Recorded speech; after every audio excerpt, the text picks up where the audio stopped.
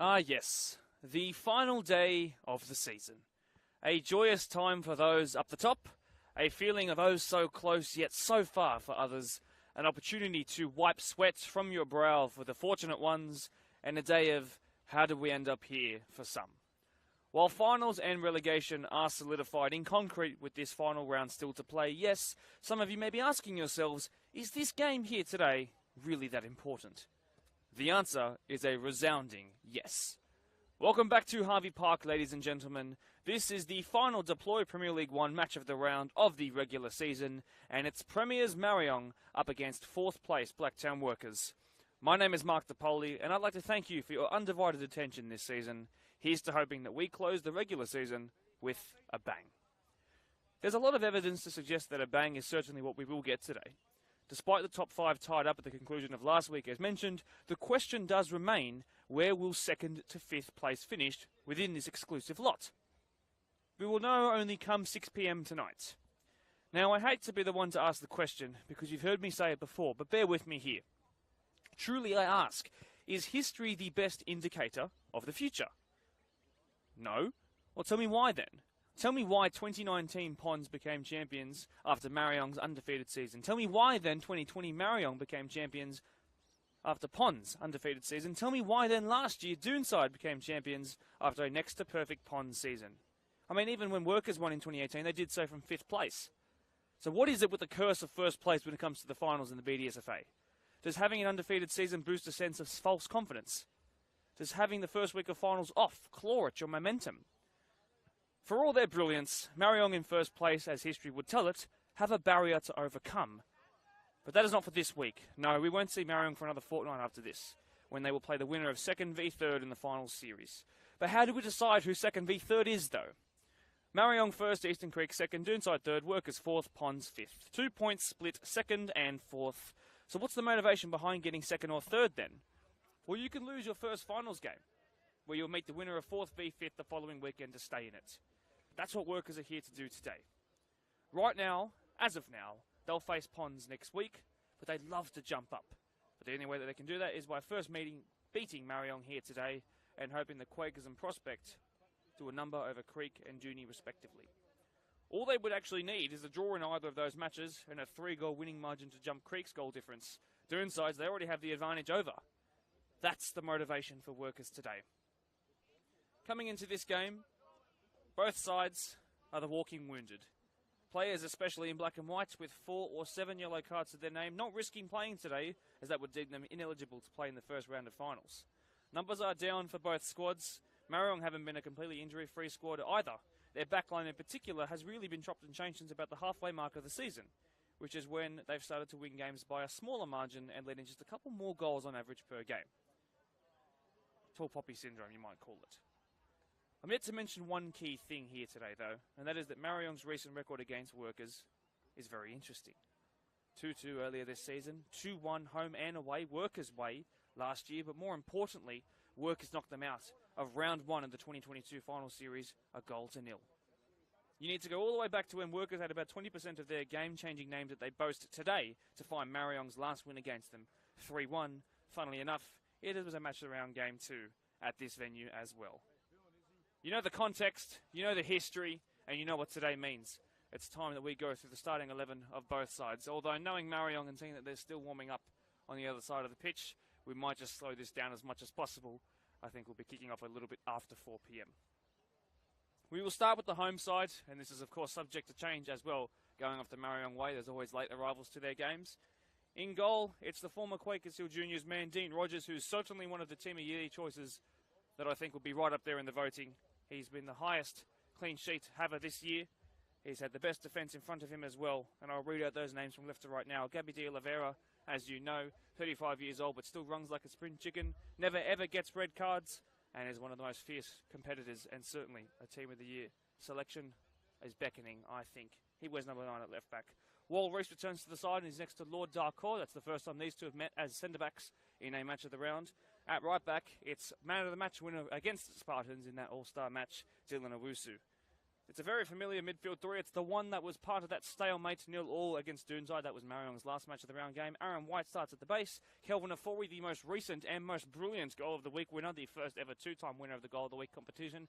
And perhaps, strangely enough, he'll become the first and second, and therefore the first ever two-time goal of the year winner. What a strike it was. Scroll down on your Facebook to have a look at that, by the way. At the top of the midfield, it's Nazir Kolmi. He's returning into the starting frame in recent weeks, and what a player he is. On the left, for the first time on the wings, it's Benny Lamb. On the right, it's Mubarak Saeed, who the last time they played at this pitch got the match-winning assist after missing a penalty in the first half of their game. That was up against Park Lee, of course. And through the middle, it's Nicholas Hamas, a man who's been one of the long-serving standard setters at this club. He once had a 30-odd goal season in one of his first years. Now in his twilight, ever experienced, ever the leader out there on the pitch.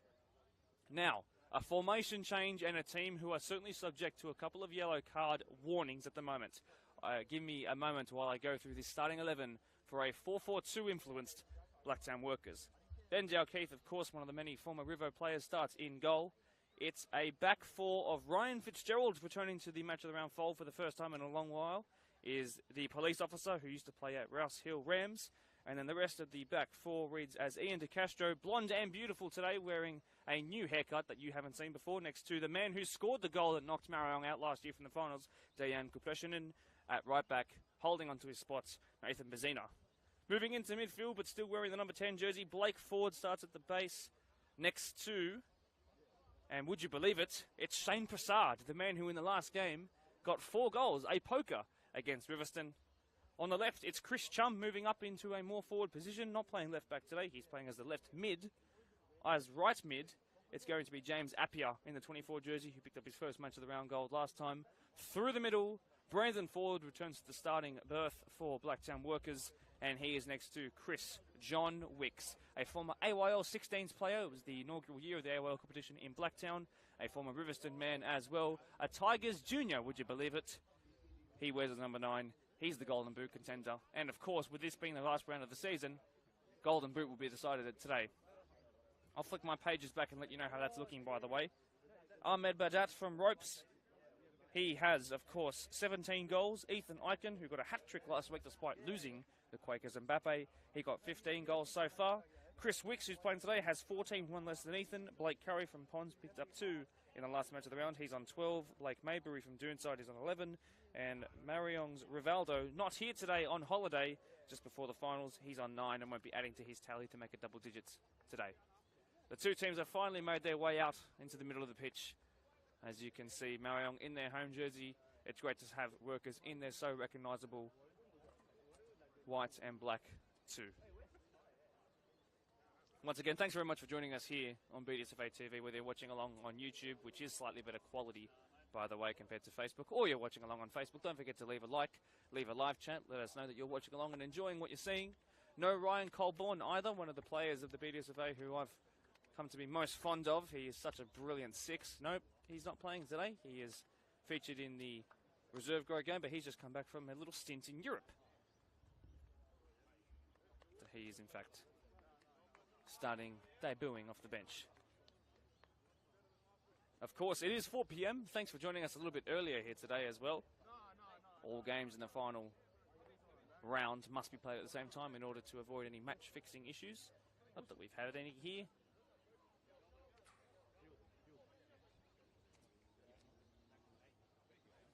Workers in a huddle. Mamush Aguirre joining in with the huddle. Currently sidelined due to injury. One of the stalwart defenders of this competition, formerly of Ponds, now of Marayong, a championship winner.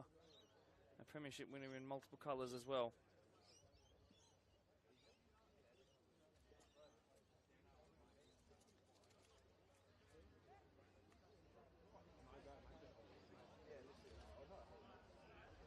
Governor for your captain for today. Dejan Kupeshinen joining back in the fold. So many players on the bench for Workers. From Taylor Redden, Lachlan Precious, Danny McDougall. A midfield 2 that they're going with slightly more defensively minded wingers. 4-4-2 versus a classic 4-3-3. First v fourth, a bogey team versus the team who peak at the right time of the season. But still front-lined by their main men are Workers. And Brandon Ford, who's only ever not scored or assisted in one match of the round game in the 6 he's ever appeared in, which is a record really to be proud of. Anthony Perillo, your centre referee. Thomas Roos Davis on one side, 14-year-old Michaela Cuevas on the other. Well done to her for stepping up. If you're good enough, indeed you are old enough.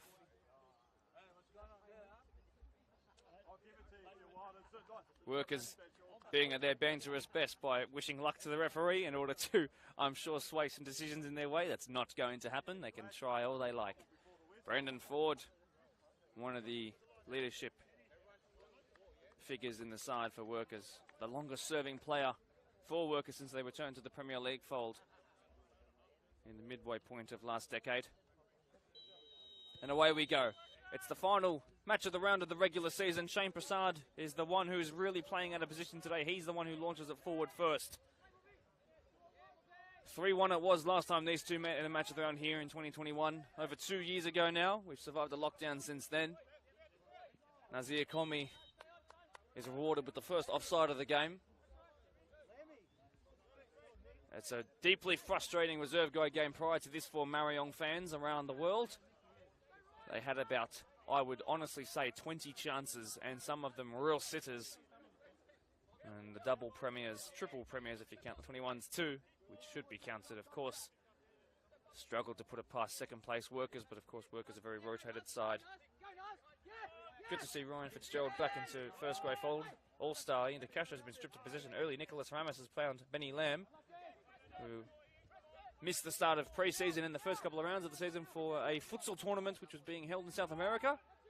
In Brazil specifically, I've been told it was. Bit of a slip there from Gabby de Oliveira. Speaking of Brazil. Former Premier Spurs representative along with Kevin Guerrero, his coach. Flicked on there by Brandon Ford, who's found Chris Wicks, who's going to have to find a real hatful of goals today if he wants to compete for the Golden Boot and hope that around the grounds things go his way. Although he has played a couple of games less than last year. He's also got the same assist tally of 9 that he did last year. So it's been a really fruitful 2023 for him. This has come towards him, but Wal Reese returning to the match of the round fold. Strong, and then Chris Chum's going to try something. In the end, it's the first save and the easiest save that Kenny Rogers will have to make today. Here is the left-footed Lord Darko, thrice promoted to PL1 in the NPL space. A brilliant defender with a monstrous throw-in.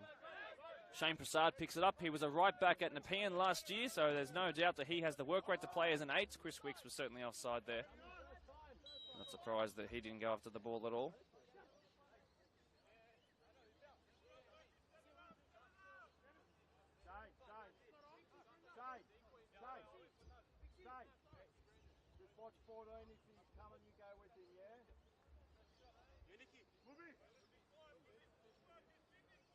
Bit of a break in play.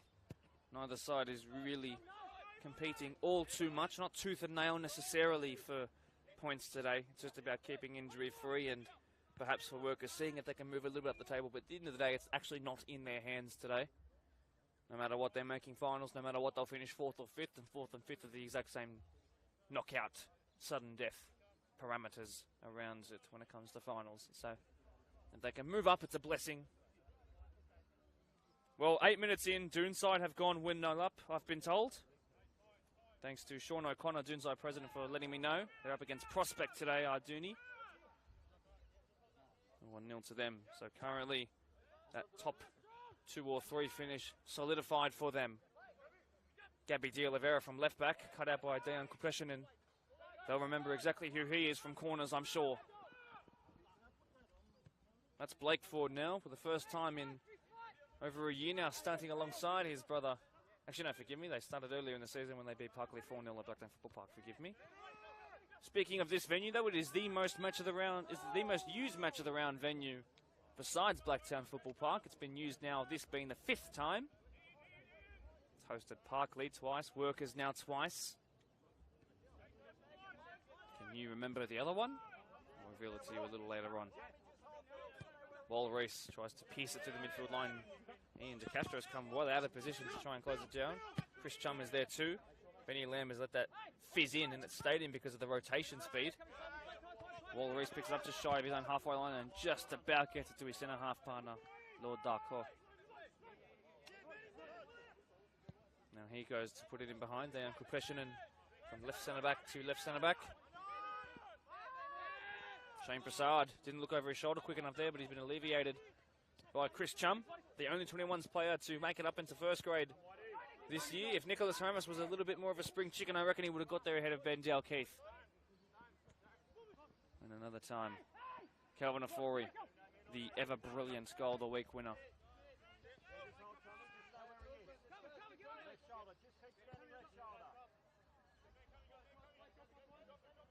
He also scored in this fixture, that being the last fixture of the year.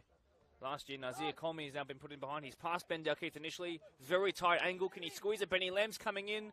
Dean DeCastro got his blonde head in the way. And it will be a corner.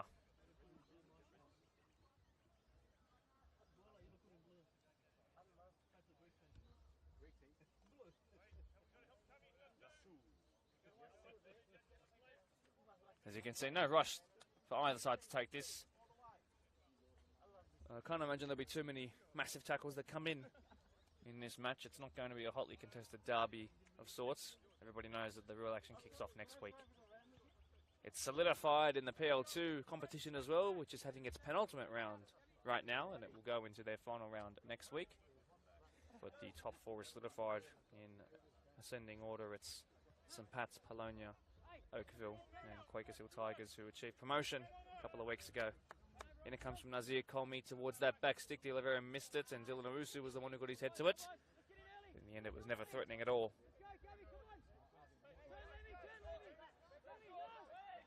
Aaron White, currently the most vocal one out there in the number 20 jersey. In place of Ryan Colborne on the bench. Cleared. Benny Dalkeith. Brother Chris not in the squad at all. He's a bit of a yellow card hazard himself. His words, not mine. Aaron White testing the pace and the legs of Benny Lamb here. Being closed down by Fitzy. He's got past him with a brilliant flick, left-footed ball in. And there he is! And there he is! The ever-brilliant Kelvin Afori, forward in the match of the round again. He scored in the last match of last year against Doonside. It was in the last minutes of that game, but he's come up early against Workers, and the Premiers strutting their stuff early. A very late run, so typical of a brilliant 8 like him. And he was left unmarked. Criminal, if you ask me, but brilliant, if you ask him. And when you leave him space like that, that 2-time Goal of the Week winner and Goal of the Year winner, no doubt he was going to bury that into the side netting. Ben Dalkeith, no chance. Workers need to respond now. Now, when they played here last time in a match of the round at this venue in 2021, it was Marayong who went behind early. It was to a wicked free kick from Blake Ford in the number 10 jersey, playing as an 8 today. The inverse today, perhaps it'll be 3-1 to Workers if magic is a thing. Aaron White picks it up. He feeds it in behind, but Ramos wasn't going to run in behind for that one. He picks his battles well, does Nick Ramos.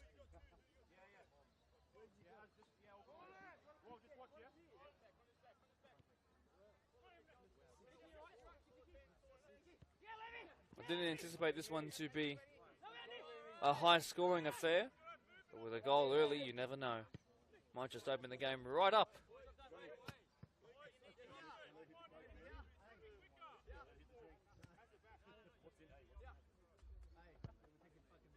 Well, that's what they were trying to do for almost the entire reserve grade game. Find the back of the net. In first grade, they took their chance straight away, and the first real opportunity. Chum sent it here to Shane Prasad. The 8 goals and 8 assists for him. Probably not going to extend on that as an 8 today. But there are more important things in life. Brendan Ford's running in behind, and he had space too. He wasn't found. It's come to his brother instead. Blake Ford being closed down by the only goal scorer of the day so far, Kelvin Afori. Instead, it's come here to Ryan Fitzgerald, 26-year-old, his third year at the club, capable in the defensive midfield positions and on either centre or fullback. Well, this could bounce dangerously if Ramos keeps his pressure on the All-Star. It's been cleared by the left-footed Ben Dalkeith, but only straight to Benny Lamb. Ben to Ben. Prasad's been whipped of it again. Nazir Komi hasn't really warmed up to the midfield spot just yet. Used to having a bit more time perhaps as a 9 or a winger. Blake Ford being tested back in his more natural centre-back position this year in terms of positionally on the pitch. Even though he's technically down on paper as a midfielder today. Dropping in very deep. Well, after winning 12-0 in their last match of the round, which was against their rivals Riverston. Very different enemy, Marayong FC. Owusu, Chum, really well done there. In the end, Owusu was all the stronger, and then that's a brilliant bit of pizzazz. And then put in again, what's a ball in, and Mubi Saeed couldn't get his header right. Not known necessarily for his heading prowess. Aaron White in unfamiliar territory. Wins a free kick, although they probably could have played advantage there.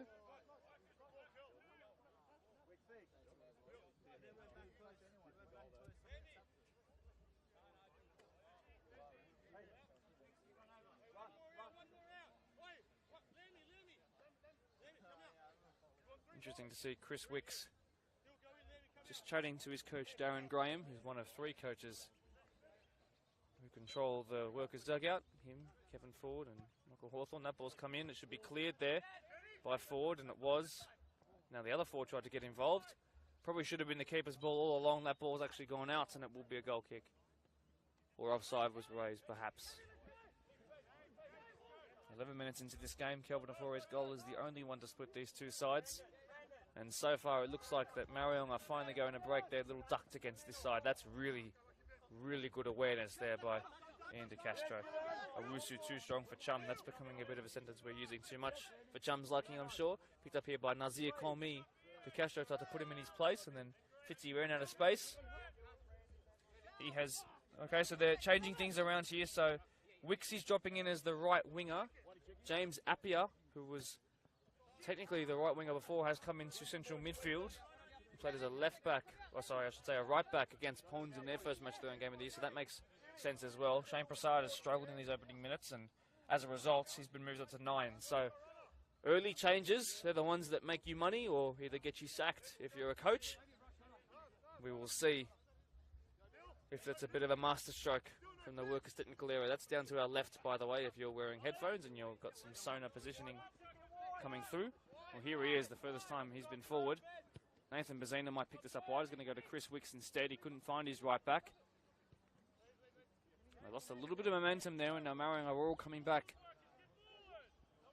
together. A little slight 2-man press.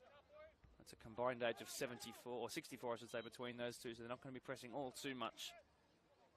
Nazir Komi and Nicholas Ramos. They will use their energy sparingly. No Mervyn Chakal, he's watching along from Tamworth right now, away for work. And saving himself, I'm sure, and that leave for finals. With this game technically now meaning nothing. Was a training and could have featured on the podcast if he wanted to, but he just wanted to go home and practice his free kicks. Shout out to you, Merv, the All-Star as well. Wide by compression into Nathan Bazina in his first year at the club. 2 former Rivo boys, but split between when they went to this club. One left in 2021, one left in 2022. Dalkeith to De Castro. Slight press there by Ramos. Appiah has already looked well keen for the centre mid spot. Fitzy keeps it in. He's clearly right-footed, but that's a good ball in behind. Testing Owusu, who goes back to former Quakers man. Bit of a wiry clearance. Benny Lamb is brilliant, though, when it comes to the close control stuff, as is Kelvin Afori. Owusu goes back to Wal Reese.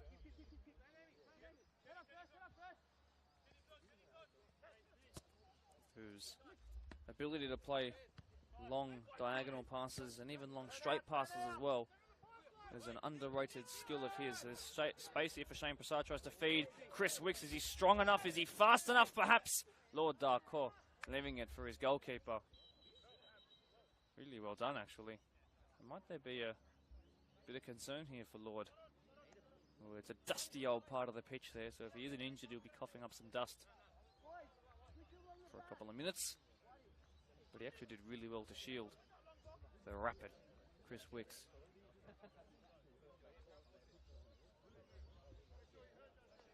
How do you deal with pace like that?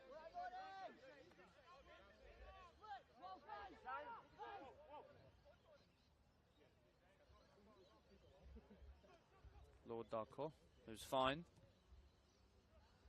1-1 in the match between Quakers and Eastern Creek Pioneer Soccer Club. So there's a chance for Marayong to go into the top 2 or 3.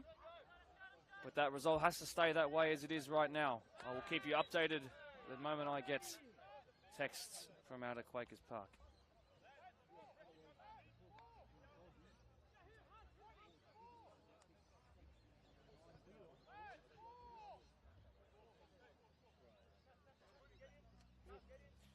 Well, they picked up a free kick here, about 8 or 9 yards out.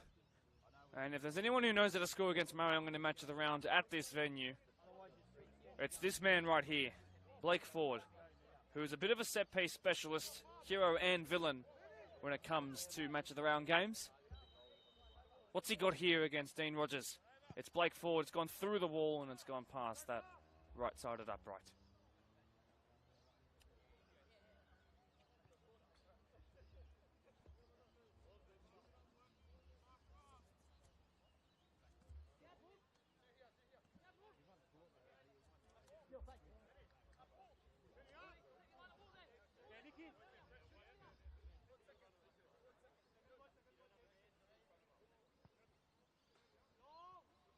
Sent long up the pitch. Kelvin Ofori. Appiah there too. De Oliveira on Chum. Appiah and Ofori. That's a physical contest that we're going to enjoy for the rest of the game. Nothing in it. Workers unhappy. Marayong, the beneficiaries. And it's Nazir Komi. Oh, Nazir Komi! Didn't want to run towards goal. But he tried the spectacular. And it was almost that. And now we've got a dog on the pitch. Well, there you go. We've got an official pitch invader, but he's a good boy, so it's okay. Maybe that's the midfielder that Workers were looking for. Too many yellow cards. Ofori wins that. Out of the sky. He's actually very, very brave when it comes to the aerial duels. Ramis putting pressure on the also left-footed player in Ben Dalkeith. Wicks is beaten by his opposite number to the ball. Question marks being raised over if that was a foul. It wasn't. Appiah was beaten to it by Benny Lamb. Reese feeds it straight to Aaron White, who always seems to be free. Now he sends it in behind. They're not really a run in behind kind of team, especially with this lineup they've got here. Ian DeCastro. A rare giveaway. And Whitey now. Centered ball given back to him by Nazir Komi. Chum, who's dilly-dallying on a little bit. Did he foul his man there? Yes. Was the call from the assistant referee. Just a throw. He's avoided listening to Thomas Roos Davis.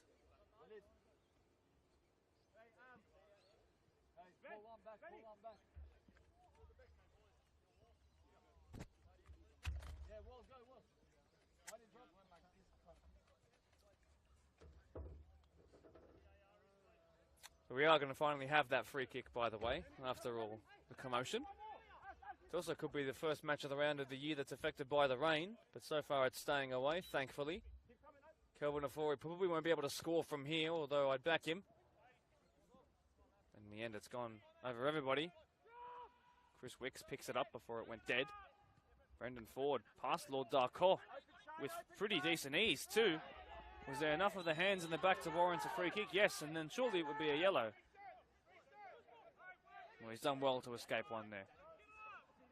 He's done very well to escape one there because Chris Wicks would have been away, no doubt.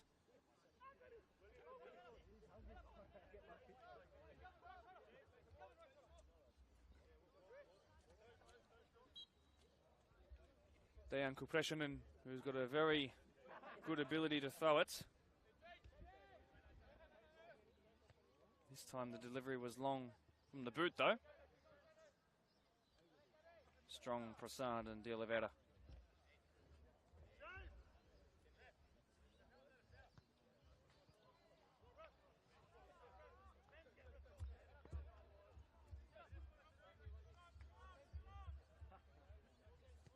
Played short this time from the goal kick. It's the man who's escaped a caution today by the skin of his teeth, Lord Darko. He sent it long. Good pressure and won it. He's the one who just took that free kick. Under a little bit of pressure here from Nazir Komi.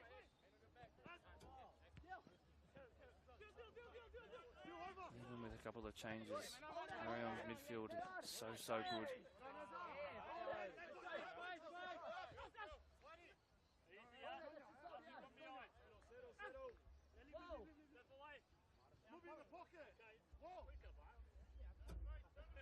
So if you have just joined us, it's Kelvin Afori's goal who separates these two right now. A brilliant late run into the box, finish with his right boot. He scored a couple of really good goals in recent weeks. What a player he is, truly. Kawusu being closed down by Chum.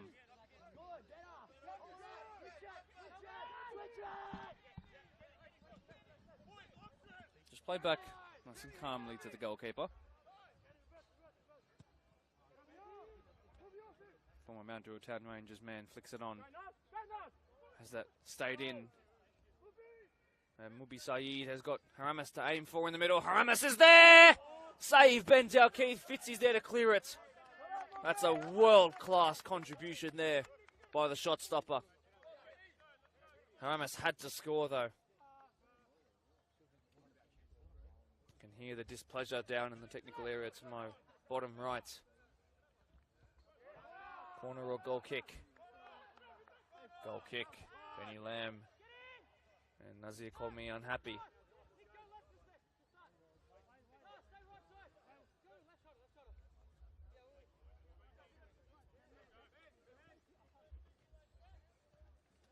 Ben Dalkeith has a second to just slow things down and drop his heart rate a little bit after I'm sure we got a bit of a boost from that incredible one-on-one save from what should have been the easiest of cross-goal finishes. Could have, should have, had to have been 2-0. Shane Prasad closing down Lord Darko. Plays it to Gabby De Oliveira. Bit of a wayward pass there towards James Appiah. Benny Lamb got himself in the way. Mubi Saeed's gone from one winger to the other. Fitzy in the back. Benny Lamb. That time couldn't escape the whistle. Ball Reese in behind. And now it's a foot race. Nazir Komi tried the chip on his weaker foot. Maybe he had time, perhaps. Chance to look back on and one to Rue.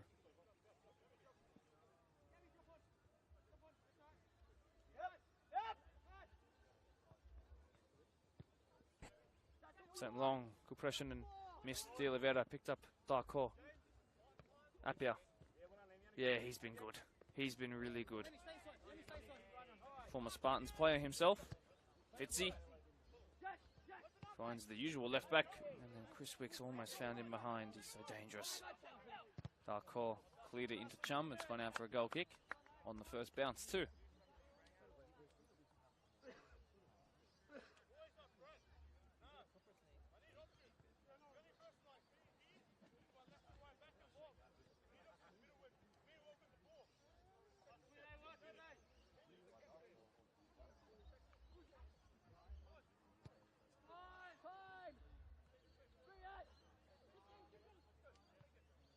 Here is Lord Darko. No, former Spartans man, while we're on the topic.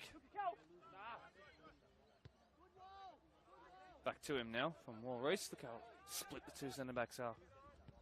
Saeed was off balance and still played the perfect ball. De Oliveira. Can't say the same for him though in that moment. Picked up Blake Ford. Sent wide. Chris Chum. Brandon Ford and Shane Prasad were free. Fitzy has struggled with the pace of the game just a little bit. It's a poor ball, Haramis. Bazina back to his keeper. Has to be careful. He's been closed down. Should be a simple tap in, slightly tight angle. He's passed him again. And then Dalkeith has got there. And he survived a serious scare. And he did the right thing, Mubi Saeed. He knew the angle was too tight.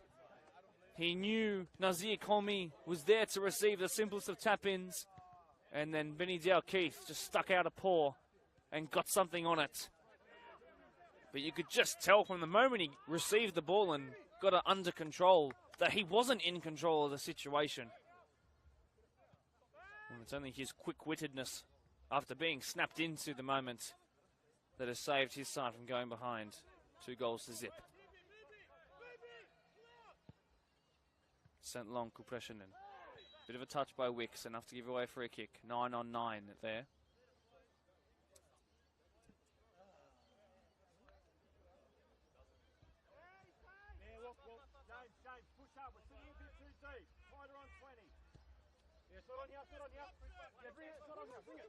Well, Reese thought about it, didn't. Goes back to his keeper.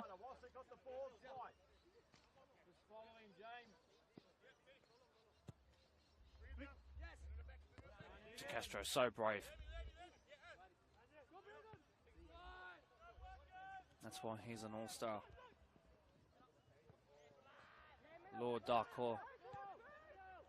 It's past Bazina. That was poor from Komi.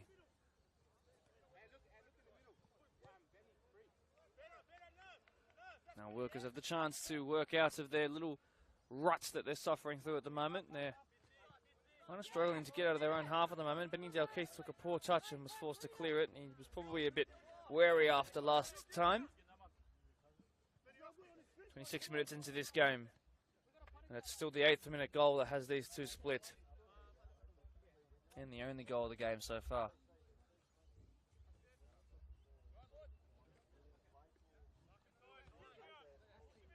Afori, Appiah got there before him.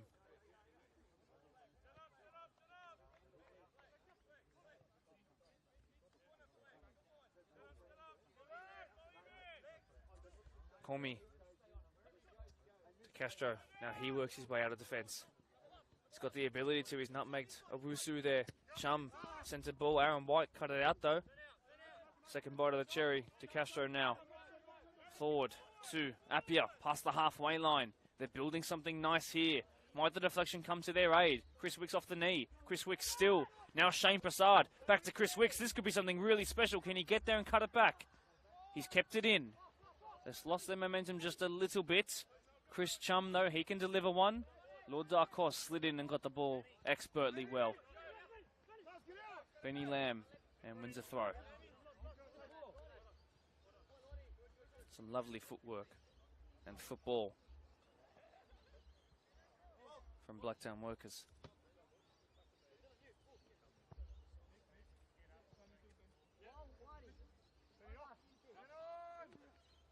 Aaron White. Fitzy centres the ball, that's good. So is that from Blake Ford. Here is James Appiah. Kelvin Afori so quick. Did he clip his ankle there? Benny Lamb. Brilliant. Ramas is making a run in behind. Mubi Saeed goes himself for a second. Oh, my word, what a ball that is. Past the keeper, surely this time. That's exceptional. That's a brilliant ball from Mubarak Saeed. That's 2 match of the round assists this season. The finish, the delicacy, the composure of Nazir Komi to get past the keeper and just place it into the back of the net. But the focus has to be on the pass. So well done.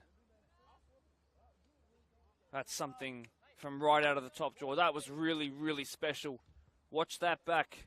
Kids, if you're trying to learn the kind of weight to put on a ball like that, one that the centre back can't reach, your striker can, and the keeper just thinks about cleaning him up with, but couldn't. That's the stellar example. That is the stellar example of a perfect pass.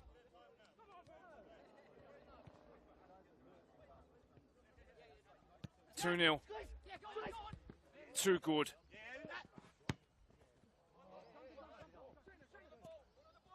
They must respond soon. They talked the talk on the podcast this week, that's for sure. So they weren't bothered by the loss, that it would actually invigorate them. Losing to Eastern Creek, who will finish the season in second if they can find a win today. Currently they're tied 1-1 with Quakers.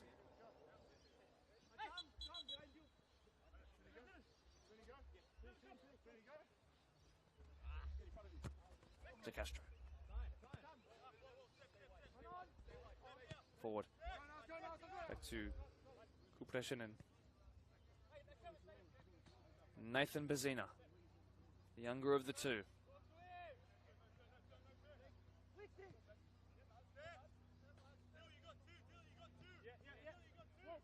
And Dalkeith forced to clear.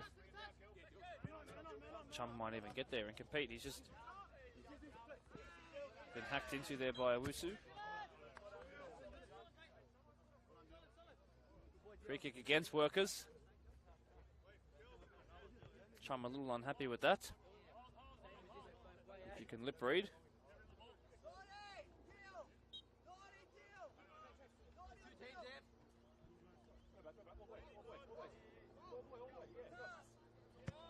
Well, Reese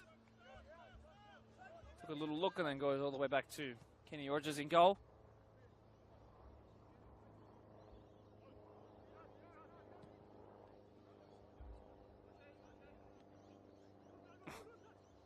He's almost too confident, but it never really catches him out, Lowell Reese. He is brilliant.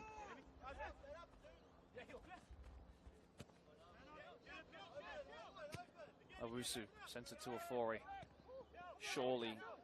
Surely an all-star combination duo right there. Nazir, Komi, the most recent goal scorer. Aaron White, who's been so solid. What depth they have. Marayong danger here. Kupreshin did well. That ball's going to go into the forest. Past the 1/3 mark of the game now.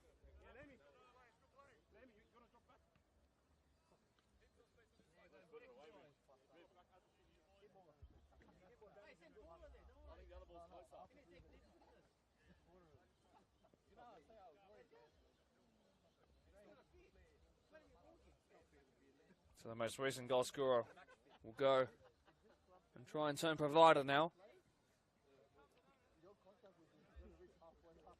Currently home and cruising. Ball towards the front post. Cleared by Fitzy. Sent away. Workers now to Aaron White. Aaron White didn't get enough power behind it.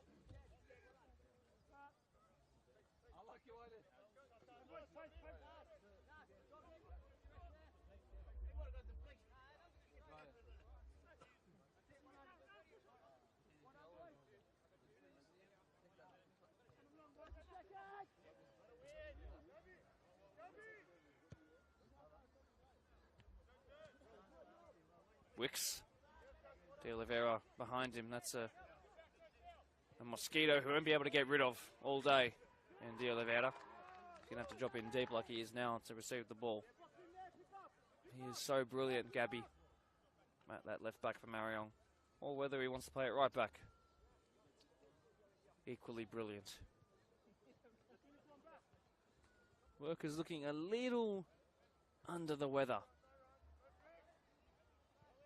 Marion looking the more physical side and the more technically proficient too. They're missing some of their best midfielders today, particularly Danny McDougall, who played a wicked game, only in second gear I would say, barely broke a sweat in the reserve grade prior to this. A couple of stints on and off the bench. De Castro, Komi doing all the pressing right now. Fitzy centred forward and runs away from White. Chum met the ground with pace. Welcome to first grade.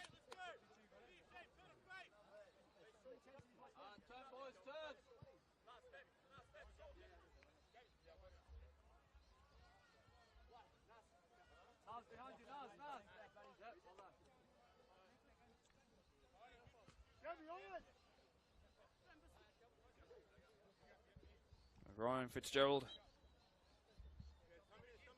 picked up 1 assist last year.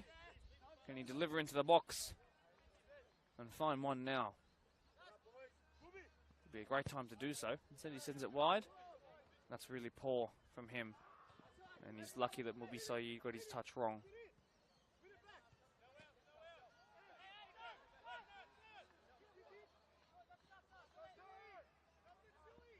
Lafori won it back. De Oliveira to Darko. Well, now Wick's doing the defending there on Gabby. Bezina beaten to it though. De Castro went headfirst into it literally, and now he's been caught out. And now Haramas is looking for options around him. He can facilitate play. This is an example of that. Flag stays down. It could be a repeat of what we saw before. It should surely be a repeat of what we saw before. It's too good. Marayong dancing at home. They are ripping workers apart here. Looking for an offside flag. The only thing they found was Nazir Komi with a brace. It's been a while since he's had a match of the round to really remember he's got a brace today. 2 goals. And I don't think he's done yet. He's leading the press. He's the first one to command where he wants the players around him. And he gets the thumbs up of approval from his bench. History repeats itself. The second and third goal, seemingly identical. Brilliant work from Nicholas Haramas. That's more like it from him. The workers as they push numbers forward. That all came from that De Castro giveaway when he decided to head it rather than take control. And yes, they're perhaps a little under-strengthened today. 3-0. There's no Ryan Colborne. There is no Rivaldo. He's currently wearing black and white camo pants on the bench.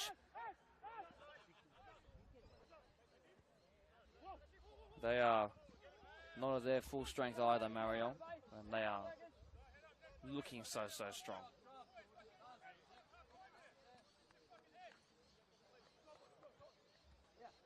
Well, interestingly, Prospect have equalised at Doonside. So it's 1-1 there. And so right now, well, I would say that it's interesting, but the problem is Marion needed to lose this game and Workers obviously needed to win for them to jump up. So it's not going to happen, it seems. Another big coming together there. Benny Lamb, Shane Prasad. Ryan Fitzgerald, centred pass. Appiah being asked a lot of. Kupreshinen wide to Nathan Bezina.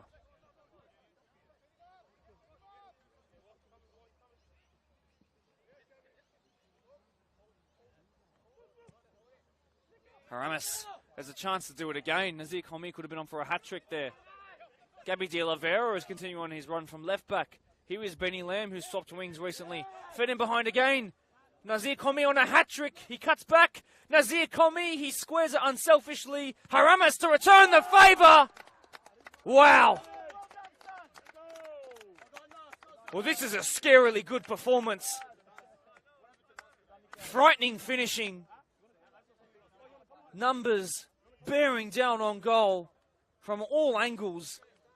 They had more forward than Workers had back. They are being played off the park right now, and this is such a contrast to what we saw when they faced Riverston. The same thing is happening to them. What on earth is going on? Workers have switched off. This game is over, don't get it twisted.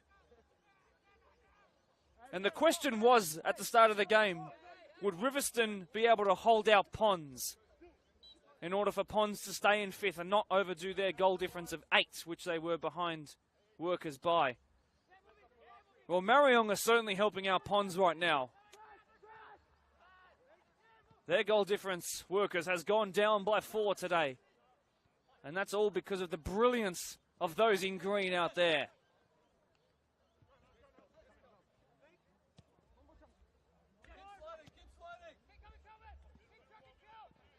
Fitzy, ball in. Brendan Ford there, scores every match of the round or assists. Looking a little unlikely today. Chris Wicks, might this be the change they need from post save? Way too easy. And look at the space. My word, look at the space. They haven't really played 4-4-2 all year, at least when I've certainly watched them. You know what, they definitely are. They are definitely losing the midfield battle. Yes, they've got some width. They are losing the midfield battle. Prasad.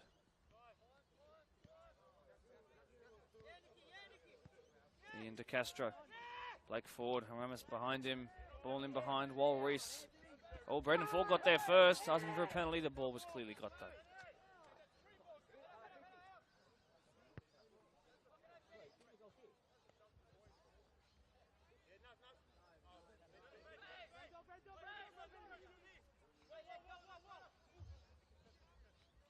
Five to go in the half. 4 goals. Is there time for another one, or perhaps the start of an improbable comeback? That's been sent into next week.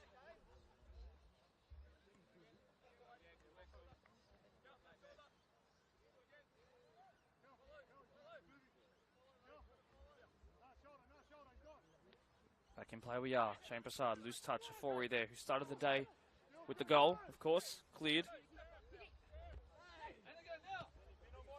Here we go again. Here we go again. They're all queuing up. And now maybe he'll get his hat-trick.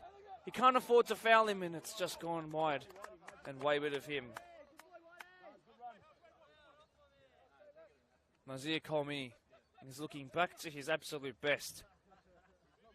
When he used to start week in, week out, he's got other commitments in his life these days that stops him from playing all the time, training all the time.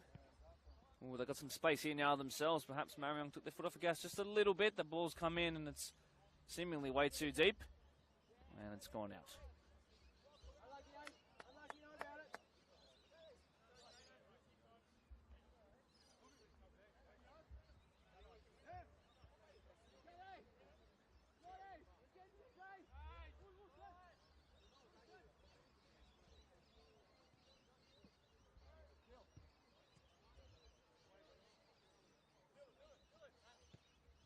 Reese.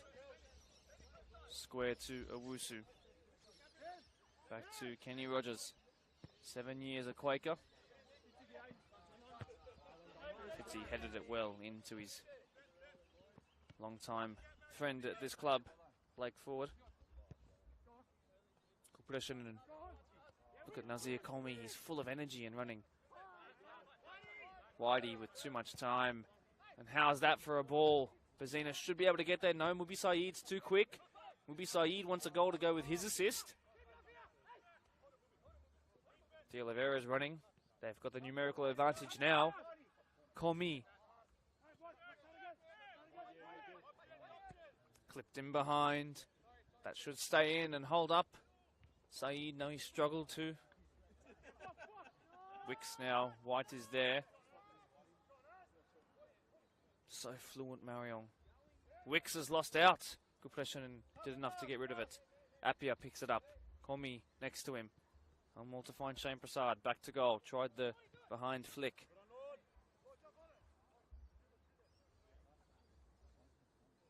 Two minutes to go. Can't imagine there will be anything added on besides goal celebrations. There's been no stoppages today.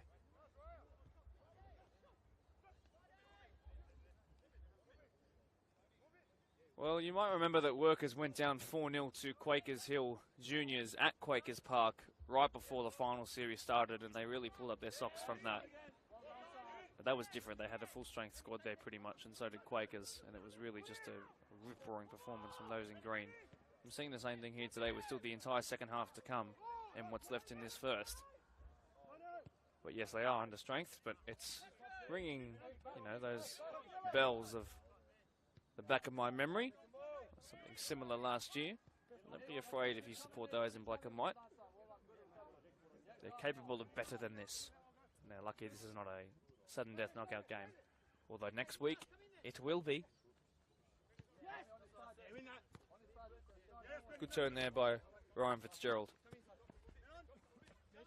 Chummy tries to find him, which he does. He's continued on his run. Couple of step overs too. Walree's out of position. Brendan Ford back to him. Sent in. Wicks is there. and couldn't turn quick enough to fire a volley towards goal. Look at the watch by the referee, Antonio Perella. Centered ball to find White from De Oliveira, and he's continuing on his run. He'll switch the play to find Benny Lamb in a foot race here with De Castro. But the Workers' man should win that. We are now 40 seconds from the end of the half, at least in regular time. Here is Chum. Closed down to Fori. Closed down Nazir Komi. Owusu has won it back after a wayward pass. Chum struggling a little higher up the pitch today. 20 seconds to go. Another look at the watch by the ref. Is there time for a fifth?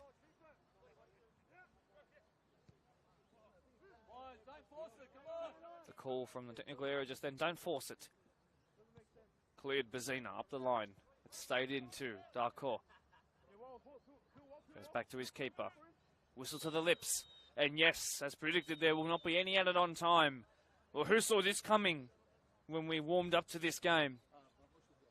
Workers down 4-0 to a brilliant Marayong side who are firing warning shots in the air. Yes, they'll take a break before they head into a automatic grand final game against the winner of second v third after the first week of finals. But as they enter their break, my word, do they look strong. It started off in the opening 8 minutes or so from Kelvin Afori, who's continuing on his great goal-scoring form. Then Nazir Komi got on the end of 2 through balls and did so well. And instead of going for the hat-trick, returned the favour to Nicholas Haramis, who assisted him for that second one that he got. And that's how the 4-goal scorers found their 4 goals. Come back in about 12 minutes. We will review this first half in a bit more detail. We'll preview the second half and give some predictions and some analysis on how the two teams could get back into it, particularly from the Workers' side of things. But right now, 4-0 Marion.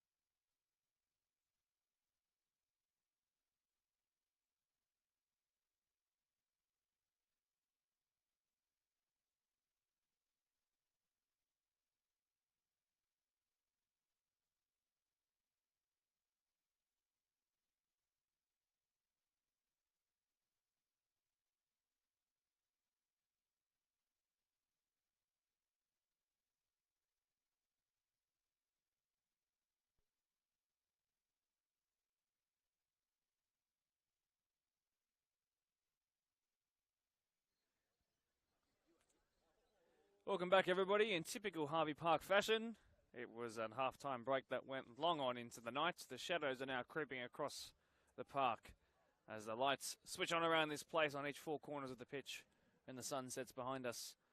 4 goals in your first half, all for those in green, black and white, all for those here at home tonight. Those leading the premiership in firsts, reserves and 21s, those with the club championship within their grasp. They have looked good.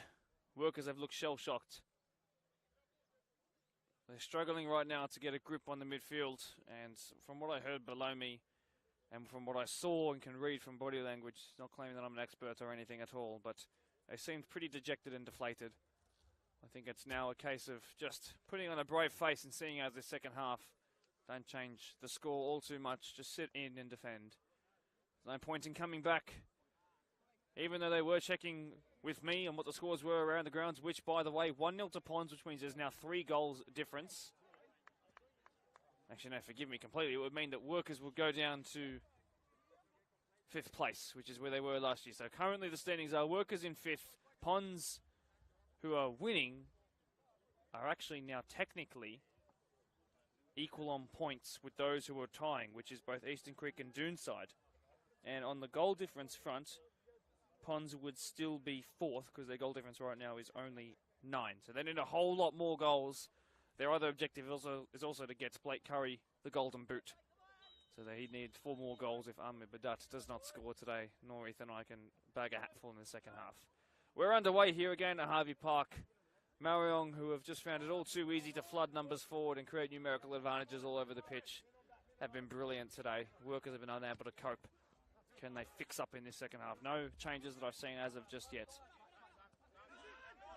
Here is the man of the moment. Nazir Komi, Lord Darko. Compression in the nosebleed section up high. Good sliding in challenge too. Who was then hacked into by Darko, but totally legally.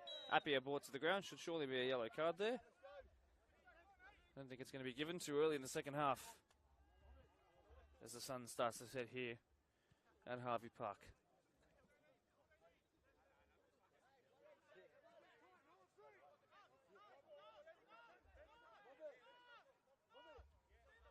Well, if they were to score early in this second half, then surely it could invigorate something of a comeback. That ball terrible, though.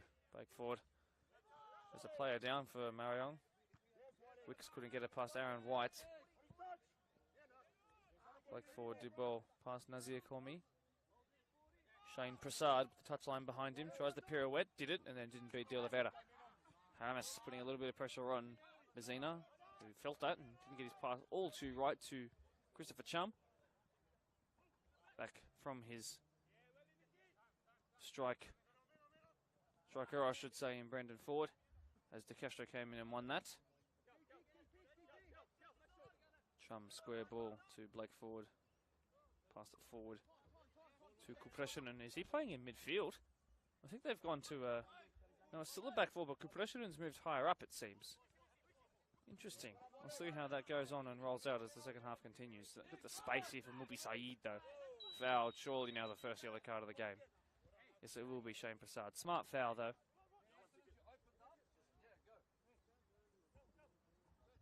Obviously not one of the players who are struggling with their yellow card tallies this year.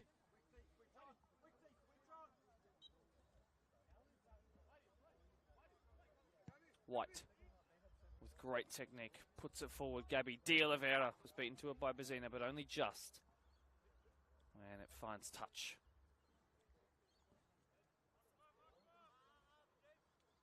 Haramis, delivery. Chum, good enough clearance on his weaker right-hand side. Brandon Ford off of the torso of White. Betty Lamb past him, was taken out too. Advantage played so far. White delivery. Here to Haramis! My word. Receives a round of applause. Just went over the top left-hand part of that crossbar.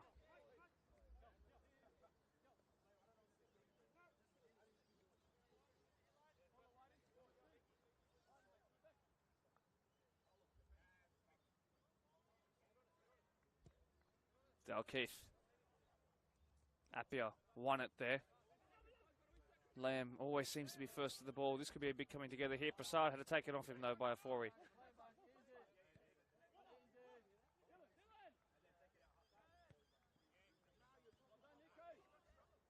Well done there by Nico Haramis.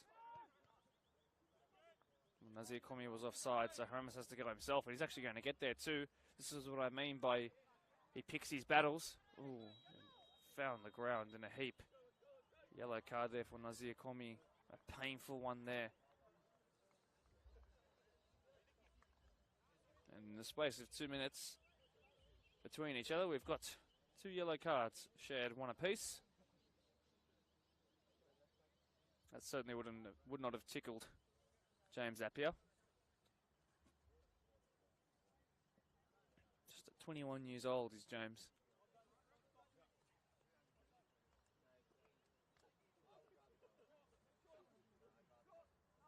He's going to feel that tomorrow morning, I'm sure.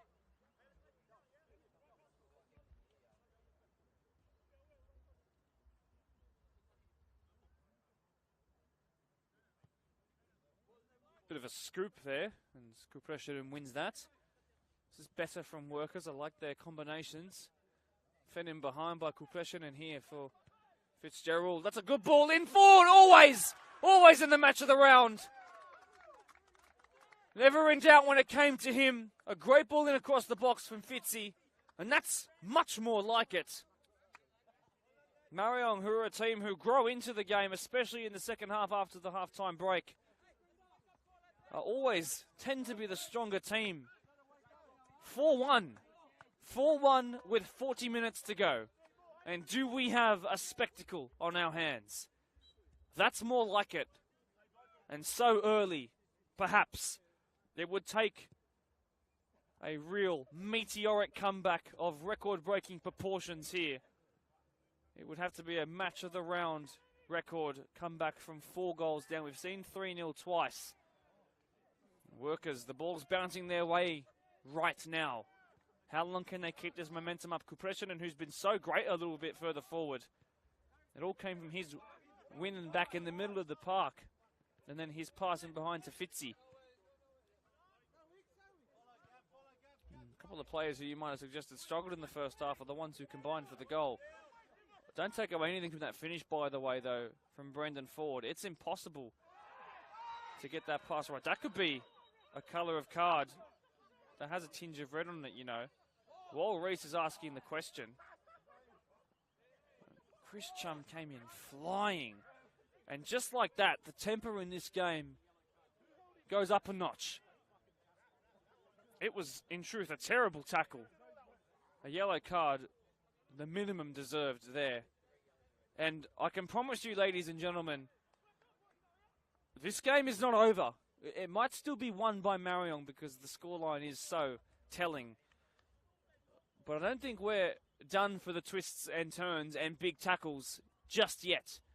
So stick around and let's see what happens. Wall Reese looked like he was out for blood in that, and if Chris Chubb comes anywhere near him, I can't imagine it'll be a soft tackle that comes in. Good ball towards the back stick. Cleared Bazina. Good pressure in there. There is Wicks. Needs to be really careful. Needs to be really careful. He's going the wrong way. Looks like he's attacking the wrong goal. It's like when a Miniru kid picks up the ball and goes the wrong way and his parents have to get on the pitch and redirect him. Anyway, back to the point at hand. Afori! Crossbar. Smacked it.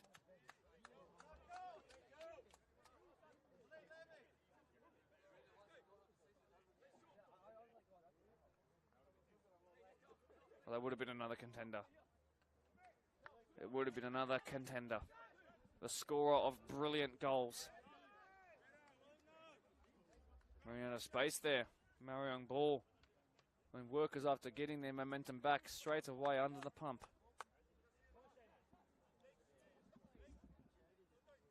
Komi.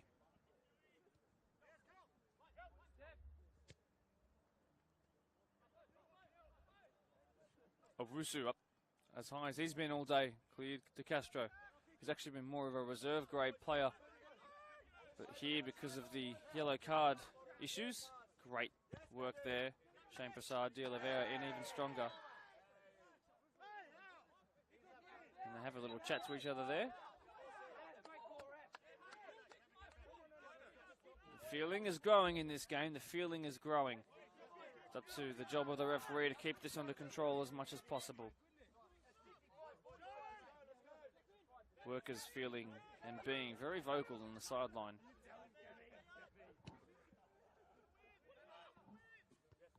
Cleared while Reese. One, James Appiah. Good question and up high. Chris Chum, lucky to be on the pitch. Gives it away. Can't afford to foul him. Is he off? No. Benny Lamb will have to forget about it because Nazir Komi's in again. Nazir Komi's got a hat-trick. Workers seem to take their eye off the game for just a second. Nazir Komi, welcome back to the match of the round. A hat-trick to restore their 4-goal cushion. It's high fives all round for the Marion lot loving life right now. Nazir Komi, an absolutely brilliant hat-trick. A performance like I've not seen in a long, long time. And from him, this is one of his all-time best. Chris Chum, after surviving another scare there, is going to be drawn to the sidelines. He's going to be needed next week. And to spare him perhaps the blushes of getting a second yellow because it's coming, he is pulled right off. Well, the issue we have is that Isiru Matapatha is not meant to be in that jersey, I don't think.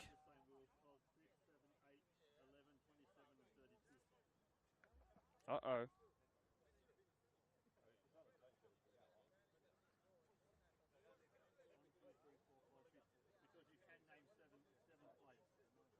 Just trying to hear what's happening below us.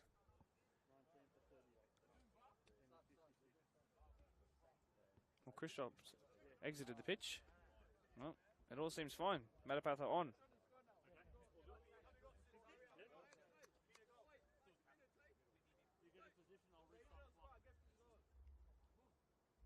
Well, restart we do.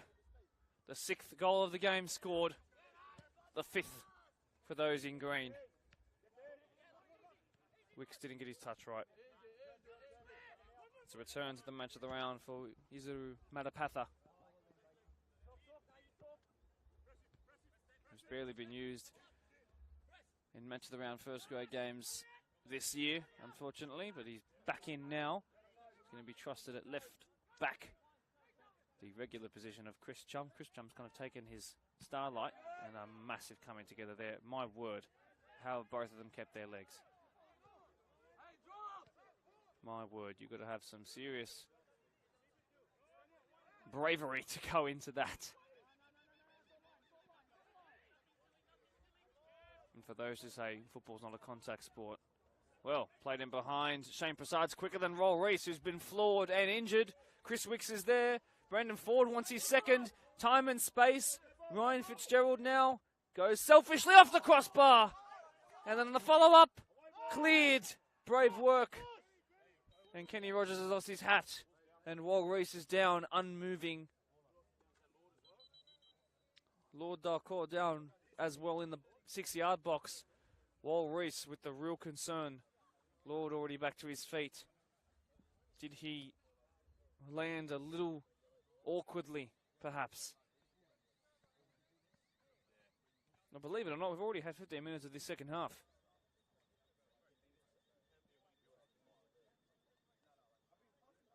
He's up, sitting on his backside now, which is a good thing.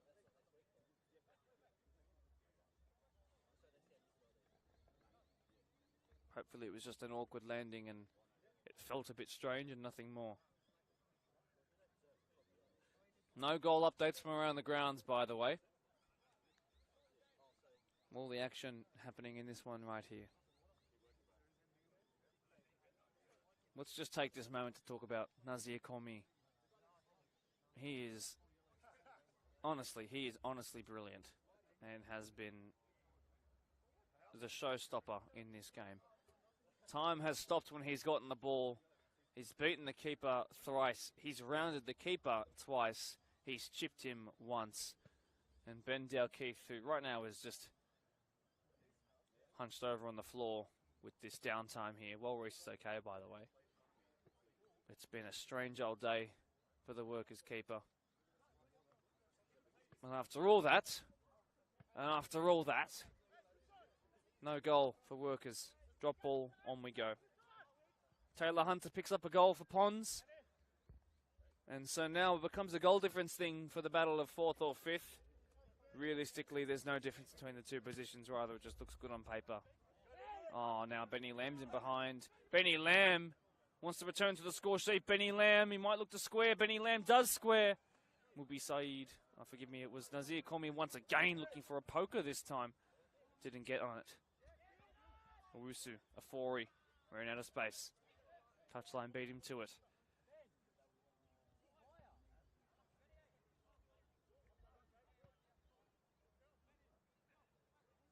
Matapatha, easily picked up there. And now Mubi Saeed. And now Nazir Komi. And now Mubi Saeed, but Bazina is there. Wicks. We thought the comeback might have been on. It wasn't to be. They did the right thing. They scored first in the second half. Ben Dalkeith just about beats Paramus there. Wicks tried to put it into Saeed in order to win the throw. It didn't work out. Past Bazina. Doesn't really have the momentum he wanted. Good touch there by Fitzy. And now picked up Brandon Ford, who's had a brilliant game and is so reliable. Sends it wide to the brilliant Shane Prasad. How's the delivery? A little bit too high. Fitzy headed it back to Brandon Ford. Cleared. That was well done by the OK Walrus. Great to see that he's not injured. Matapatha brave there. He'll have to be even braver now. Compression beaten to it to Castro. Easily nudged off the ball, and now it's a foot race. Could it be? Nazir Komi, could it be? No. And he's being laughed at this time. And they're saying back to normal down the bottom, but don't let that one missed opportunity wreck what's been a brilliant performance from him. He could lead the pitch right now, and I'd be giving him a round of applause.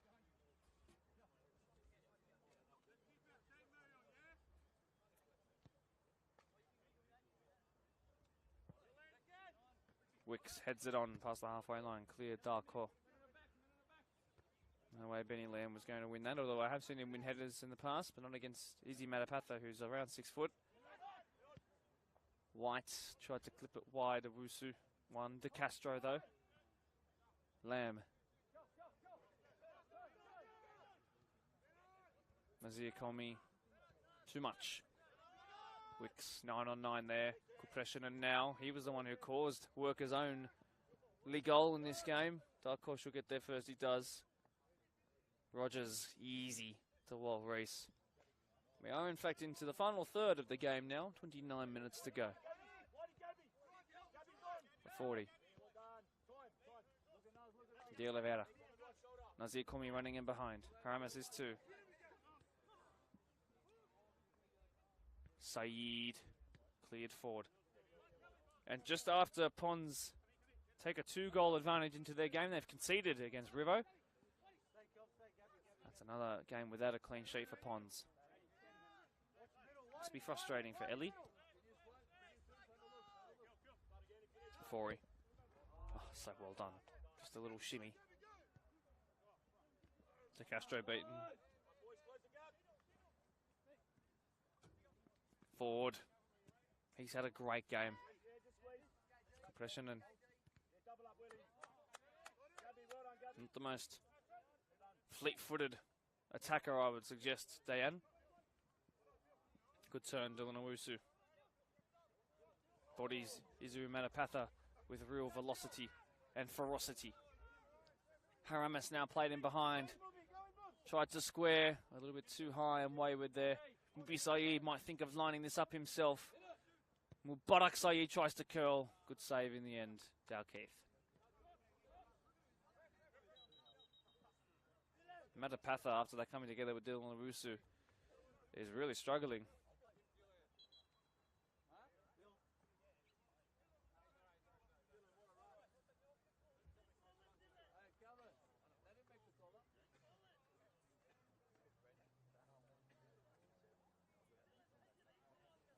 word from the Ponds versus River game is that Aidan Mantaruglu, the goalkeeper, is being subbed off.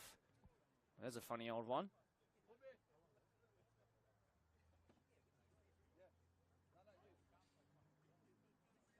Brendan Weeks, the goal scorer for Doonside, and they're 1-1 right now. Kurt Machut, another all-star left back, the goal scorer for Eastern Creek in their game against Quakers. And after only just coming on, Matapatha might not be okay. Nope, it's going to have to be a sub. Aaron Trevathan comes on. It's Nazir Komi who makes way, as is Mubi Saeed.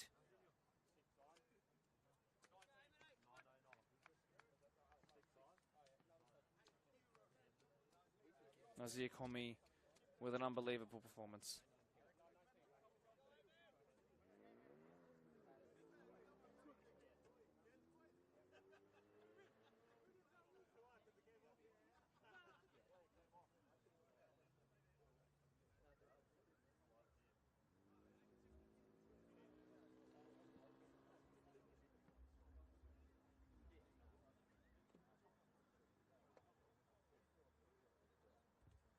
So unfortunately, a return to the match of the round that was short-lived for Izuru Matapatha.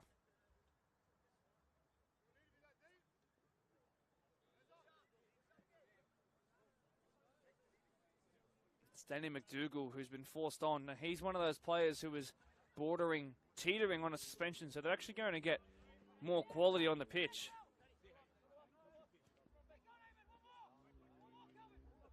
But he's at risk, although he shouldn't really be giving away yellow cards with the score as it is right now. It's a welcome as well in the number 7 jersey to Eamon with the back heel flick there to find Aaron Trevathan. The two subs linking up across the face of goal. Wicks, the one defending.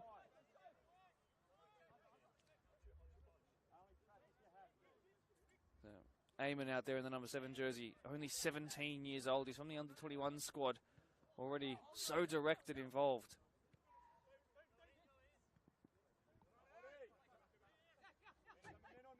De Oliveira. Afori.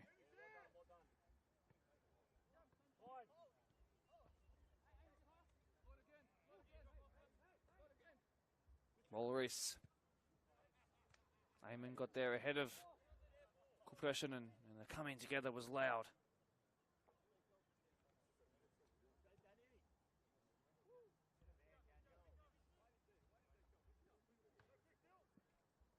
Long throw in, really darkening here at Harvey Park. The lights being needed more and more.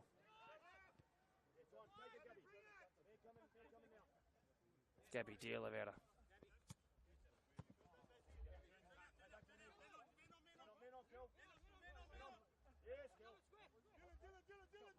So much time. Closed down finally by Appiah. Eamon battered into.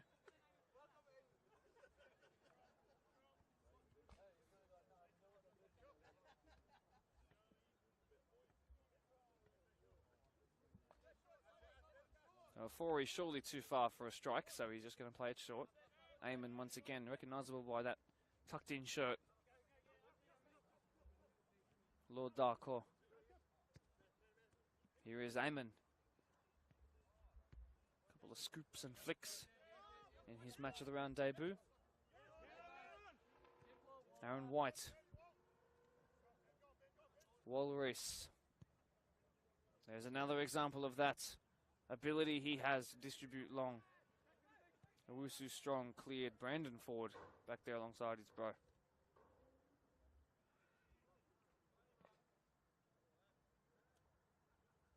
Just over 10 minutes, I should say 20 minutes left to go in this one. An improbable comeback that never came to be, unfortunately. Just a consolation goal in the end for Workers. Afori. White. Haramis was urged to hit it, didn't. DeCastro got it away finally. Compression and back to Danny McDougall. Wasn't expecting to play in this game. There's a little example of his quality there. Prasad gave it away. Not really one who creates all too much for this team. Ulrich. Here is Eamon. We tried something delicate. It didn't happen.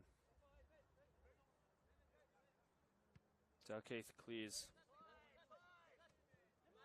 Forey. Maybe a handball, not given at all. Trevathan here, another goal of the week winner. Missed initially for forward. Oh, that's criminal there. Haramis now on the left foot. Didn't get enough behind it. Bezina, Brave, De Oliveira didn't get there. Now he's out of position. Good question, forwards it. Oh, poor pass, Prasad.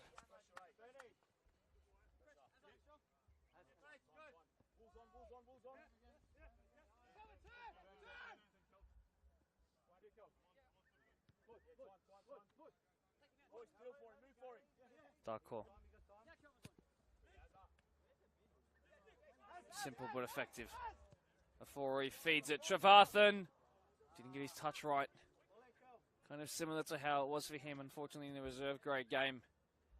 Just couldn't get the final little touch right, but it's always good to rotate ahead of finals, especially when both grades are going to be involved.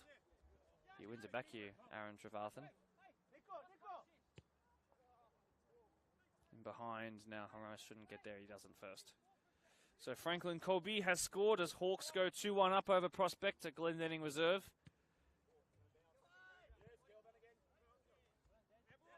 Preston, he gave it away. He was probably put off a little bit by the handball calls. And he lost his focus for a second, at the pivotal second too.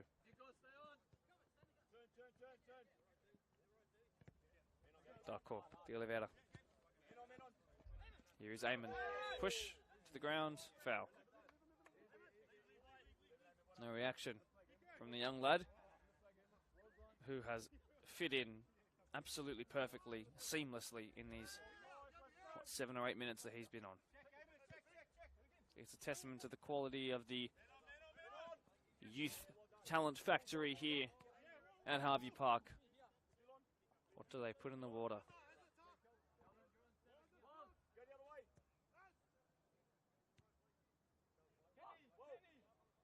Walrus. Afori being closed by Appiah. De Oliveira. Past Danny McDougall.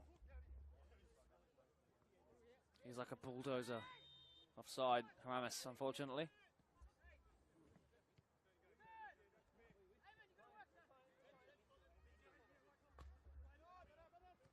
Fitzy, beaten to it by White.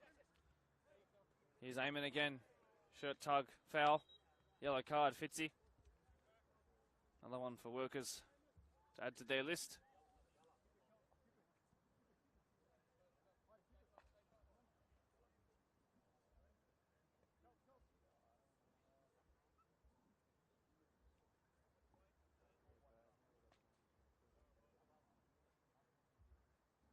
Aaron White's the one standing over it.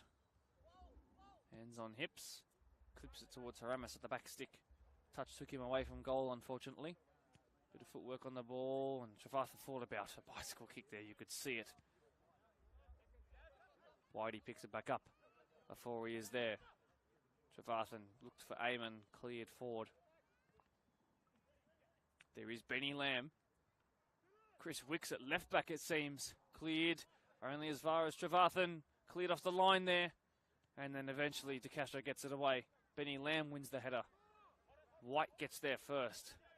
Workers sitting so deep right now in that low block.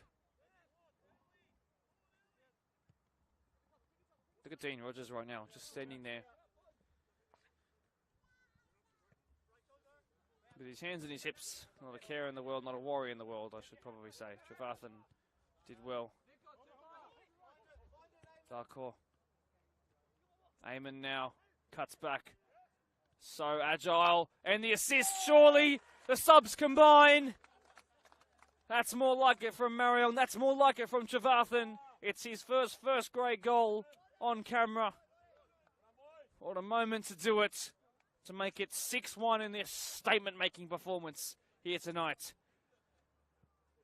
Beware, they might just be the ones to break this curse. The premiers who might just become champions. The princes to become kings. It's an assist for Eamon within 10 minutes or so of his first ever match of the round minutes. And Trevathan with the simplest of tap-ins, but he still had to do it. And he did it so well.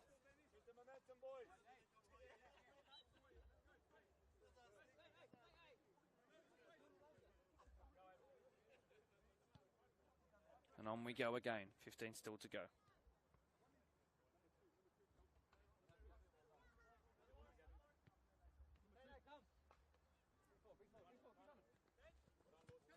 Centered pass. Now back out wide. Danny McDougall. He can deliver though. Shane Prasad. Well, it might just become 6-2 at the back stick. Is the same man who has their only goal today. Brandon Ford's got a bit of time. Brandon Ford slows things down. Bazina. Not to be.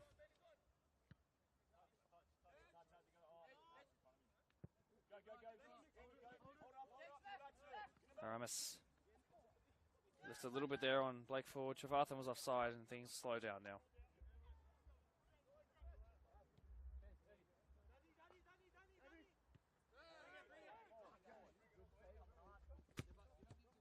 Cut out way too easily there, Afori. Ponds have gone 3-1 up, so they're going to finish fourth. That's the way it's going to be. And Workers, after being second for all season, it seems, are going to be the ones who end up, or at least for the second half of this season, are going to end up in fifth. That's how tight it is. Marayong, the outliers. Great touch, Eamon out of the sky. Ball roll, step over, cut back, body feint one way. Keeps it between the legs. Couple more step overs. Feints everywhere. How do the 21s comp keep up with this guy? That's probably how. He just did too much. Gave it away.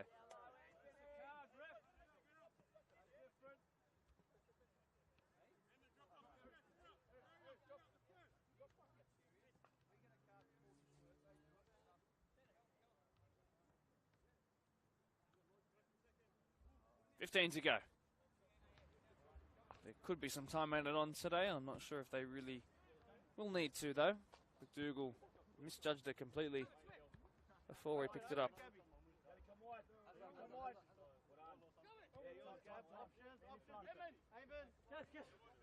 De Oliveira.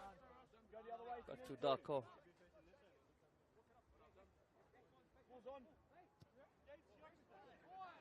Poor pass, uncharacteristic of him. Appiah. McDougall, with his brilliant technique, sends it wide. Chris Wicks, the left back. Wide. Forward. Delivery. While Reese gets there. Cleared by Aaron White. Aramis beaten to it. De Castro slid in when they're asking for a yellow card for Aramis. They're saying it would only be fair.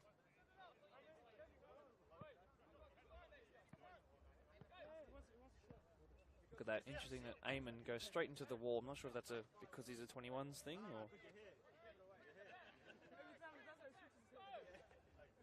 Wow. So Marcus Correa gets his 9th goal of the season in the Golden Boot race for Doonside. 3-1.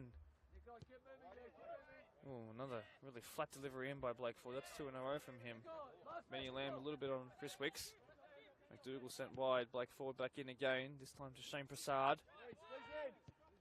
Wide. Fitzy, who's got the assist for Workers today. Back to him now. Corner.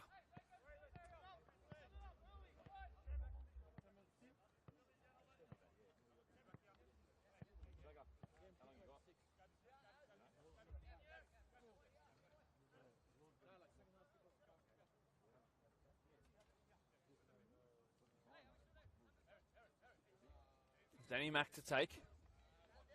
With 12 to go. Good ball towards the back stick. Ford. He's going to come back to the corner kick taker. Just about got back on side. Touch for a corner again, I think. No, goal kick. Which Danny Mack can't believe. Shake of the hands, business as usual, Marion. Cold as ice.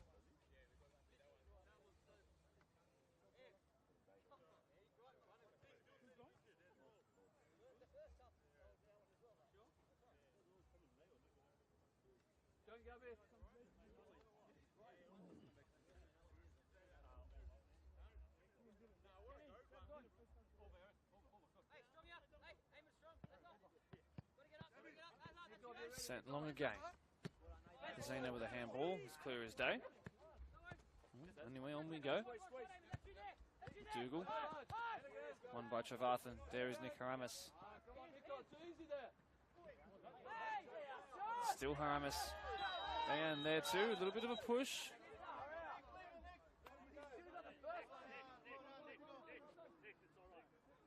Yellow card for Dayan.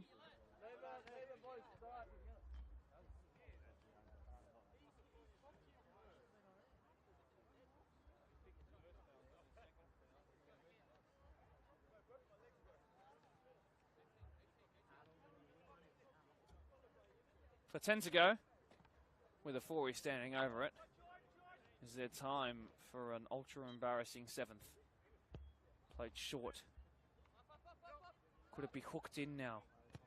It is. Flat ball to... Oh my word, oh my word, oh my word. And just wide. Oh, that would have been spectacular.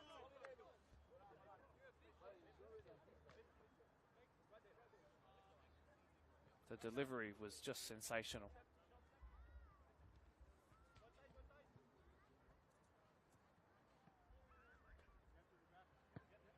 Dalkeith just does his best to clear it.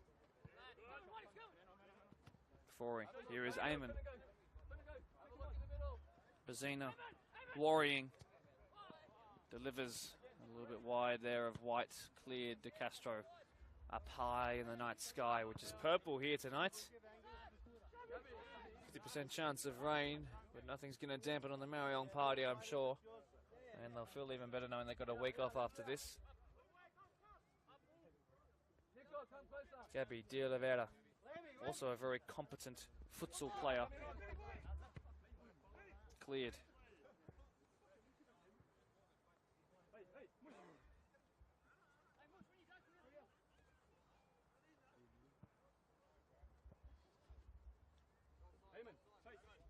Nine to go.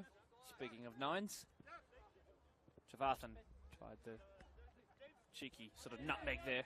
Didn't happen. Benny Lamb against Appiah. That's a good ball, James Appiah. And now something could be on here. Fed in behind Shane Prasad, who's got a lot of pace. Sent it here to Fitzy, just a little bit too much on it for him to get on there. Kenny Rogers clears. Gabby jumps high and wins it.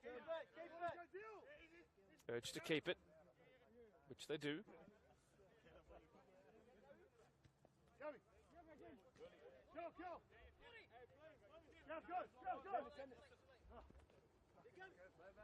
Oh, great skill, Gabby.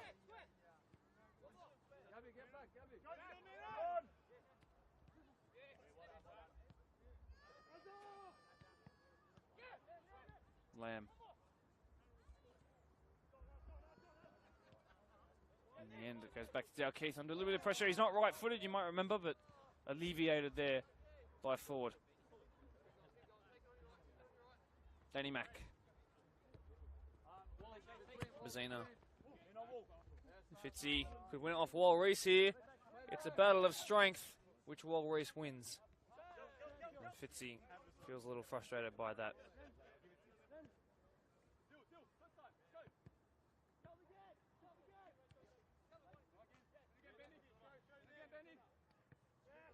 Benny Lamb.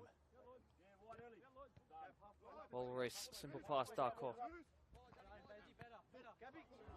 Blake Curry has another one, 4-1 Ponds. Kept in deal out somehow. Look at Nicholas Ramis all the way back here.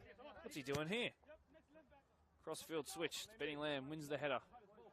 Only finds Chris Wicks though, the left back.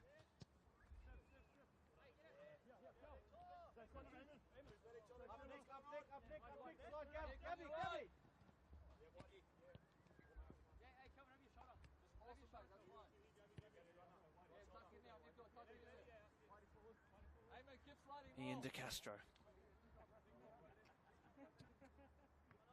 Nice touch there, Brandon Ford. He's probably had the best game out there for Blacktown Workers of anyone on the pitch, to be honest with you.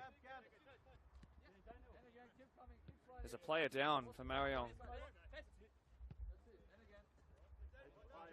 which is a bit of a concern.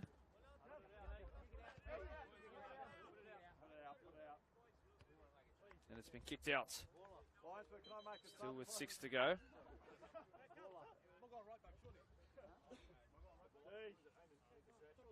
I think Ryan Colborne's about to come on, essentially as a right back to replace the injured Dylan Owusu. Looks like Benny Lamb is occupying the space now. Dylan Owusu heading to the sidelines.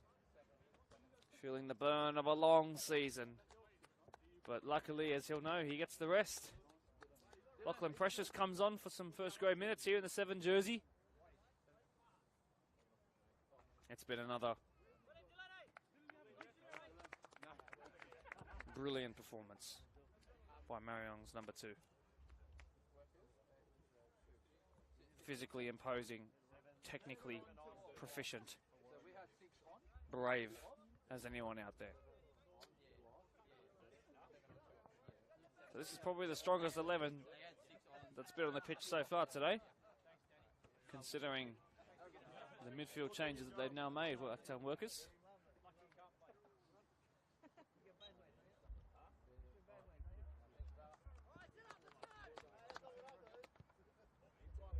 Given back to workers and away we go again.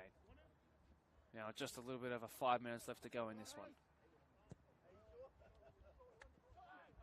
Lamb's under no pressure whatsoever to cross the halfway line, and White.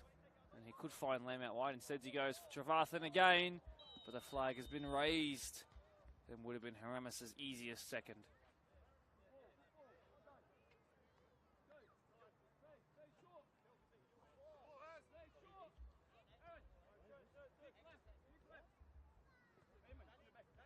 Curry now 5-1 for Pons, as Pons finished the season up in 4th place.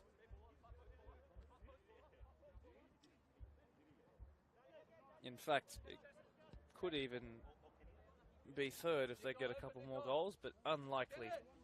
But that's also if Eastern Creek don't find a late winner.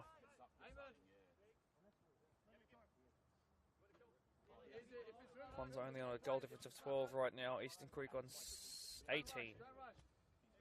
So a long way away. So it will require Eastern Creek to lose their game against Quakers. All the texts coming in. Full time, 3-2 the way of Doonside Hawks, who solidify that little bit of a safety net. A top 3 spot. It's yet to be determined exactly where that will be. But they are safe, at least from the first round, if they get beaten in the finals next week. Trevathan, now Lamb in a 3v2 here. Benny Lamb has got time to deliver, cleared by Bazina, and then Eamon with a brilliant square. My word, he returns the favour, and off the post. No, forgive me, off of Ian De Castro. And Trevathan should surely have scored that one. 3 minutes to go.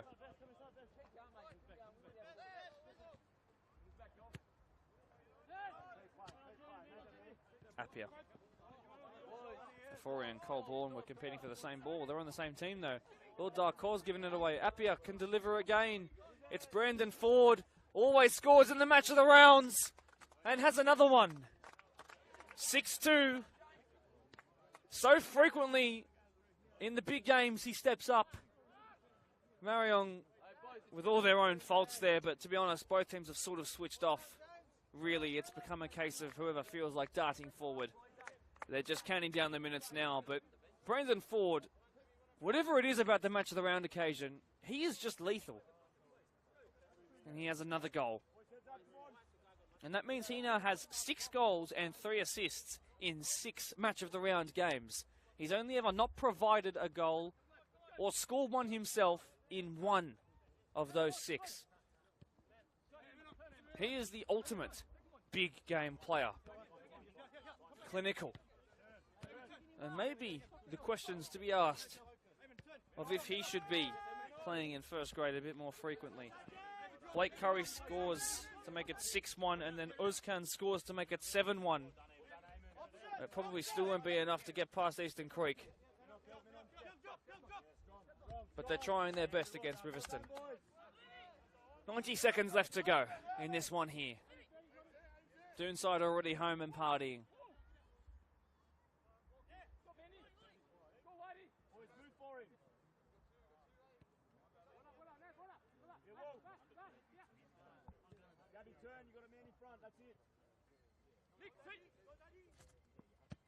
De Oliveira up the line. That's a really good ball. Haramis now. Bazina next to him. Good footwork there, and then blocked off. Might be the final set piece of the game to come in now as we see this one out.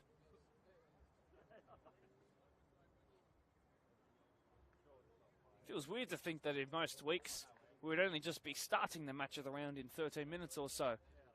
It feels like an absolutely perfect time to have the games on 4 p.m.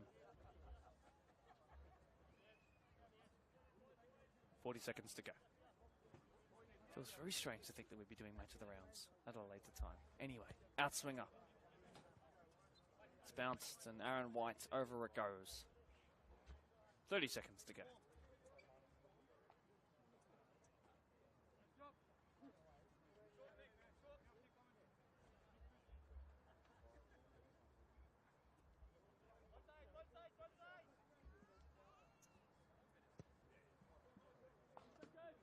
Wixie wins that, heads it upwards, we'll get it back under control. It's dropped about 5 degrees in the last 2 minutes here at Harvey Park. The sun has well and truly gone behind the mountains behind us. Ford, who's on a hat-trick, tries to deliver. Should be easy for Rogers, it is.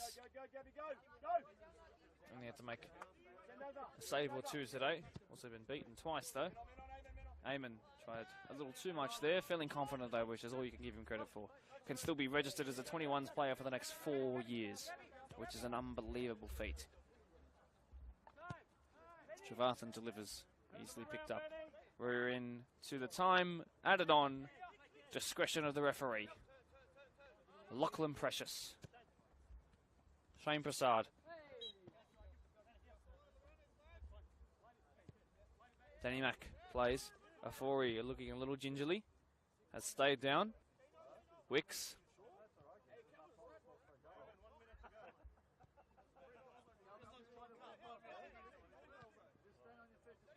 Past Colborne. Might that be the last play of the game? Indeed. Indeed it will. That brings an end to the regular season here in the Deploy Premier League 1 competition. Marayong, of course, your premiers. They will have the week off next week. And what a performance they put on for you guys today. An 8-goal thriller of brilliant proportions.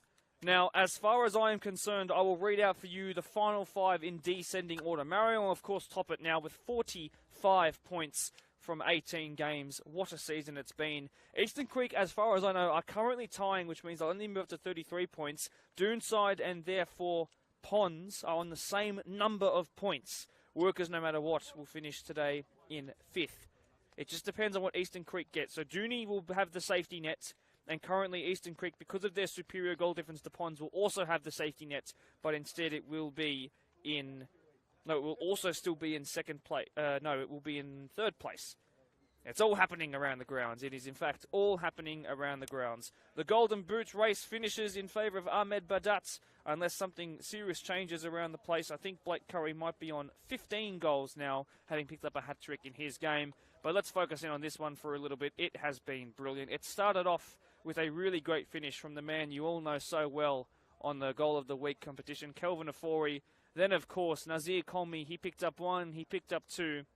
And then the half ended to make it 4. Nicholas Haramis getting 1 back for his assist to Nazir Colmy. But don't forget a pass from Mubarak Saeed.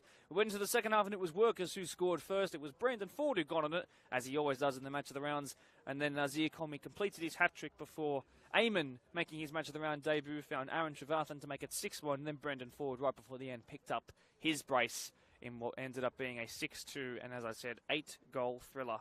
Thank you so much for being here in the regular season. That means, as far as I'm concerned, we're going to have Eastern Creek in 3rd versus Doonside Hawks next week in 2nd in the first safety net game of the season. The loser of that will play up against Workers and Ponds, who will face in a sudden death match.